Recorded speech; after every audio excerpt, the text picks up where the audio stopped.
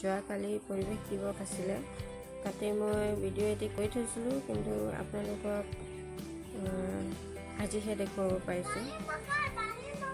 মোৰ লগত এটি কণমানি শিশু ল'ৰা এটি আছিল, ধুনীয়াভাৱে মোক আৰ্ট, যিটো আমাৰ ৱৰ্ল্ড এনভাইৰনমেণ্ট ডে, সেইটোৰ জৰিয়তে এটি ধুনীয়া এটি ছবি আঁকি দেখুৱালে, আৰু সেই ছবিখন মই আপোনালোকক দেখুৱাব বিচাৰিছোঁ। মোৰ ওচৰতে সি ধুনীয়াকৈ আঁকি দেখুৱালে মোক। আপোনালোকক মই সেইটো শ্বেয়াৰ কৰিম, আৰু আপুনি যদি ভাল পায় লাইক কৰিব আৰু শ্বেয়াৰ কৰিব, কমেণ্ট কৰি জনাব। ড্ৰয়িং আঁকিলে আমাৰ ওচৰত। আৰু তোমাৰ নামটো কৈ দিয়া। নমস্কাৰ, মোৰ নাম তনপ্ৰতিম গগৈ। তনপ্ৰতিম গগৈ, তুমি কিমান ক্লাছত পঢ়ি আছা?